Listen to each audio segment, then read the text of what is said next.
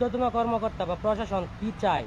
দেশে কি বিশৃঙ্খলা সৃষ্টি হোক, জনদুর্ভোগ সৃষ্টি হোক? আমাদের কাছে কোনো সমাধান নেই, তোমরা আন্দোলন চালিয়ে দাও এবং আমরা আন্দোলন করে দেশদ্রোহী কাজের সাথে আমরা জড়িয়ে পড়ব।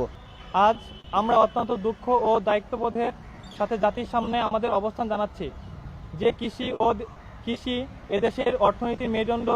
সেই কৃষি খাতে দক্ষ মানব সম্পদ তৈরিতে নিয়োজিত কৃষি ডিপ্লোমা শিক্ষার্থীরা আজ রাজপথে, কারণ তারা দীর্ঘদিন ধরে ন্যায্য অধিকার থেকে বঞ্চিত। আমাদের উত্থাপিত 8 দফা দাবি কোনো নতুন, হঠাৎ বা আবেগতাড়িত দাবি নয়। এগুলো দীর্ঘদিন ধরে সংশ্লিষ্ট মন্ত্রণালয়, দপ্তর ও প্রশাসনের কাছে উপস্থাপিত, নিয়মতান্ত্রিক ও শান্তিপূর্ণভাবে আলোচিত এবং মাননীয় কৃষি উপদেষ্টা মহোদয় কর্তৃক একাধিকবার যৌক্তিক বলে স্বীকৃত।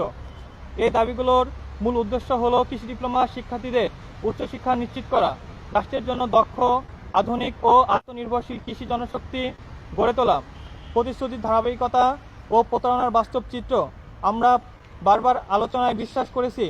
সে কারণেই 21 এপ্রিল 2025 এগ্রি ব্লকেট কর্মসূচির সময় মাননীয় কৃষি উপদেষ্টা ও সংশ্লিষ্ট উপদেষ্টাদের সরাসরি আশ্বাসে আমরা আন্দোলন স্থগিত করি।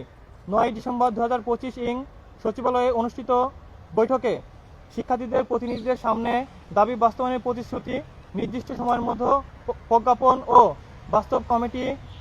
বাস্তবায়ন কমিটি প্রকাশে আশ্বাস দেওয়া হয়। কিন্তু আজ অত্যন্ত দুঃখের সাথে বলতে হচ্ছে, একটিও দাবি বাস্তবায়ন হয়নি, কোনো প্রজ্ঞাপন জারি হয়নি, দৃশ্যমান কোনো অগ্রগতি নেই, বরং নথিপত্র চালাচালি, সভা আর সময়ক্ষেপণের মাধ্যমে শিক্ষার্থীদের ভবিষ্যৎকে অনিশ্চয়তার মধ্যে আটকে রাখা হয়েছে। কৃষি সম্প্রসারণ অধিদপ্তরের দায়িত্বশীল বক্তব্য, এই প্রেক্ষাপটে সবচেয়ে উদ্বেগজনক বিষয় হলো 1/1/2026 তারিখে শিক্ষার্থীরা আন্দোলন প্রত্যাহার ও দাবি বাস্তবায়নের উদ্দেশ্যে কৃষি সম্প্রসারণ অধিদপ্তরে সশরে উপস্থিত হলে দায়িত্বশীল কর্মকর্তাদের অবগত করেন। কৃষি সম্প্রসারণ অধিদপ্তরের ঊর্ধ্বতন কর্মকর্তারা প্রকাশ্যে শিক্ষার্থীদের উদ্দেশ্যে বলেন, তোমরা আন্দোলন করো, আমাদের কিছু করার নেই। আমরা সুস্পষ্ট প্রশ্ন রাখতে চাই, এটি কি একটি রাষ্ট্রীয় দপ্তরের দায়িত্বশীল বক্তব্য হতে পারে? যদি সত্যি কিছু করার নেই, তবে এতদিন আশ্বাস দেওয়া হলো কেন? শিক্ষার্থীদের ভবিষ্যৎ নিয়ে এই দায়িত্বহীনতা কার স্বার্থ রক্ষা করেছে? এই বক্তব্য শুধু দায়িত্বহীন নয়, এটি একটি গুরুত্বপূর্ণ রাষ্ট্রীয় দপ্তরের প্রশাসনিক ব্যর্থতা, দায় এড়ানোর মানসিকতা এবং এটা শিক্ষার্থীদের প্রতি দীর্ঘদিনের অবহেলার প্রকাশ্য বহিঃপ্রকাশ। যে আমাদের 1 নম্বর দাবি ছিল স্বতন্ত্র একটা পাবলিক বিশ্ববিদ্যালয়ে আমাদেরকে উচ্চশিক্ষার সুযোগ প্রদান করা।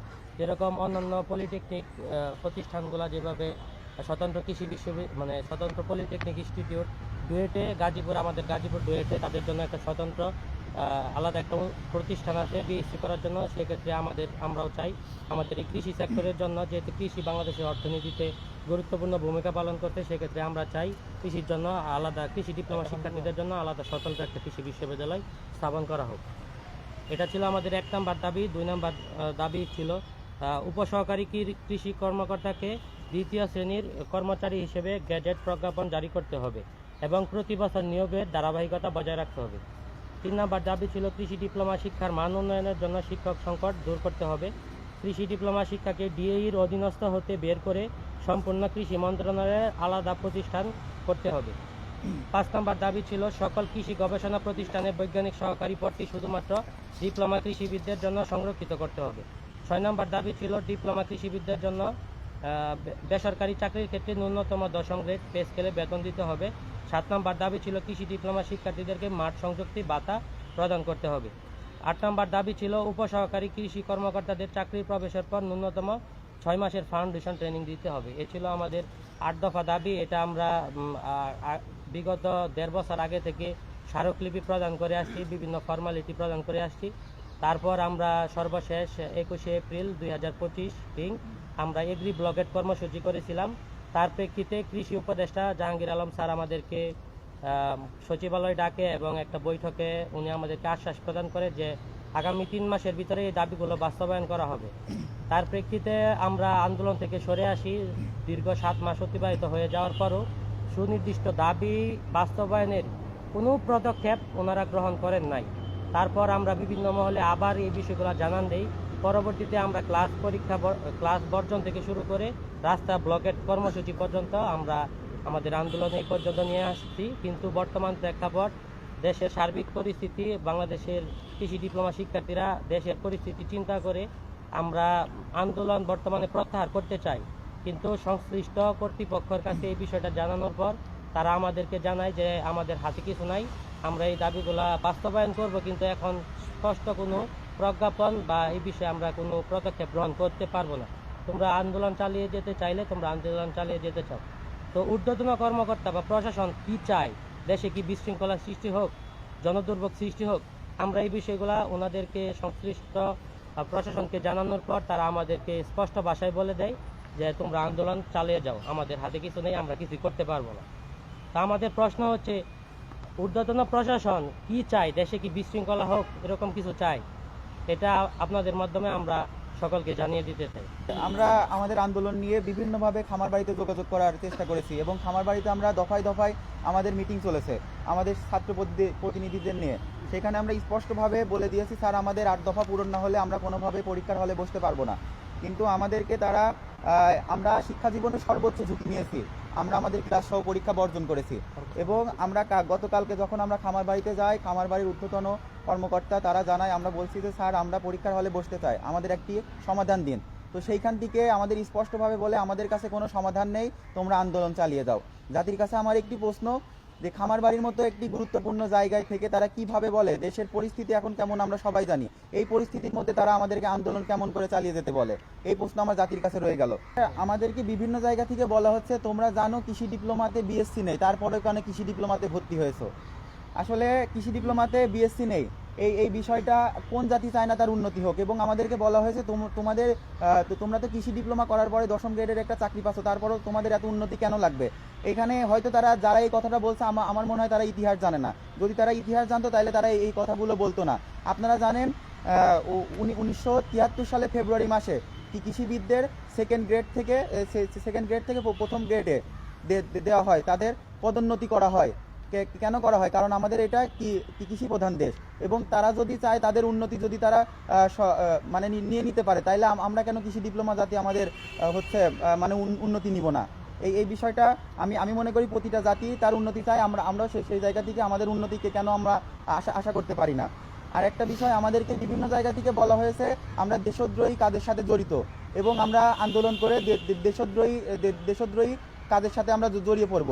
আমরা রাস্তায় নামতে বাধ্য হয়েছি যখন আমরা প্রায় 22-25 দিন আন্দোলন করার পরেও আমরা কোনো সুরাহা পাইনি। তারপরে আমরা রাজপথে নামতে বাধ্য হয়েছি, কারণ আমরা ইতিহাস দেখেছি রাজপথ কখনো বেইমানি করেনি। রাজপথ আমরা যদি 2024-এর আন্দোলনেও দেখি, তারপরেও দেখেছি আমাদের আন্দোলন কিন্তু সফল হয়েছে রাজপথ থেকে। তো আমরা এই আশা নিয়ে রাজপথে নেমেছিলাম যে আমাদের আন্দোলন, আমাদের 8 দফা দাবি আমরা রাজপথ থেকে নিয়ে ফিরবো ইনশাল্লাহ। কিন্তু কালকের যেই বক্তব্য খামারবাড়িতে, সেটাতে স্পষ্ট হয় এখানে কোন কুচক্রী মহল আমাদের এই দাবিগুলো বাস্তবায়ন করছে না।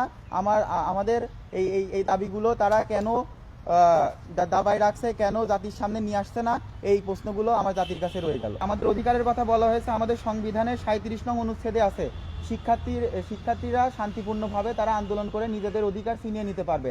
আমরা অনেক শান্তিপূর্ণভাবে আন্দোলন করেছি এবং আমরা বিভিন্ন জায়গায় আমরা ডিসি স্যার সহ, ইউএনও স্যার সহ, খামারবাড়ি সহ বিভিন্ন জায়গাতে আমরা গত 9 মাস ধরে আমাদের স্মারকলিপি সহ বিভিন্ন কার্যক্রম চালিয়ে আসছি। কিন্তু এইখান থেকে আমাদের কোনো আশ্বাস দেওয়া হয়নি এবং আমাদেরকে গতকালকে স্পষ্টভাবে জানিয়ে দেওয়া হয়েছে তাদের কাছে কোনো সমাধান নেই। তো আমরা এই সমাধান কাদের কাছ থেকে নিব এবং কোথায় গেলে আমাদের এই সমাধান পাবো? আমরা উচ্চশিক্ষা কোথায় গেলে পাবো? আমরা জানি মানুষের 6টি মৌলিক অধিকার আছে। 6টি মৌলিক অধিকারের মধ্যে শিক্ষা একটি অন্যতম একটি অধিকার। এই অধিকার আমাদের কেন দেওয়া হবে না? এই প্রশ্নটি আমাদের জাতির কাছে রয়ে গেল। 2026-এ আসার পরেও আমরা কেন কৃষি ডিপ্লোমা জাতি উচ্চশিক্ষা থেকে বঞ্চিত হব? আমাদের প্রতিষ্ঠানে বিসিএস ক্যাডার আছে, তারা আমাদেরকে শিক্ষাদান করে। আমরা আমাদের শিক্ষকের কাছ থেকে শিক্ষা নেওয়ার পরে আমরা সেই শিক্ষকের জায়গায় যাইতে পারি না, আমরা বিসিএস পরীক্ষা দিতে পারি না। কেন আমাদের সাথে এই বৈষম্য করা হচ্ছে? এবং একটি বিষয় আমাদেরকে স্পষ্ট করে, যখন আমরা 9 মাস আগে যখন আমরা মন্ত্রণালয়ে গেছি, তখন আমাদেরকে বলা হয়েছে কৃষি ডিপ্লোমা যারা করে তারা দুর্বল শিক্ষার্থী এবং তারা ঝরে যাওয়া পাতা। তো আমার একটি প্রশ্ন, যে আমাদেরকে গাইড করে 4টি বছর বিসিএস ক্যাডার, তারা বাংলাদেশের সর্বোচ্চ মেধাবী, তারা যদি আমাদেরকে গাইড করার পরেও আমাদেরকে দুর্বল বলে আখ্যায়িত করা হয়, তাইলে আমরা কাদের থেকে শিক্ষা নিলে আমরা আরো মেধাবী হয়ে উঠবো? এই প্রশ্নটা আমার জাতির কাছে রয়ে যায়। বাংলাদেশে বিসিএস ক্যাডারের পরে যদি আর কোনো মেধাবী থাকে আমাদের তাদের কাছে হস্তান্তর করুক, আমরা তাদের কাছ থেকে শিক্ষা নিতে চাই। আমরা যেহেতু বিসিএস ক্যাডারদের কাছে থেকে আমাদের পরিপূর্ণভাবে আমরা গড়ে উঠতে পারছি না, তাইলে আমাদেরকে অন্য কোথাও হস্তান্তর করুক।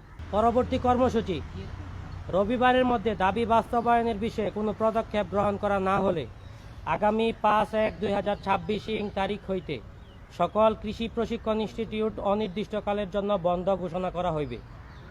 এই বিষয়ে পরবর্তীতে কোনো কর্মচারী শিক্ষার্থীদেরকে হামলা, মামলা, হুমকি বা কোনো প্রলোভন দেখিয়ে প্রতিষ্ঠানে ফিরিয়ে আনার অপচেষ্টা করলে, এই বিষয়ে কোনো অপ্রীতিকর ঘটনা সৃষ্টি হলে এর দায়ভার সংশ্লিষ্ট কর্তৃপক্ষকে গ্রহণ করতে হবে।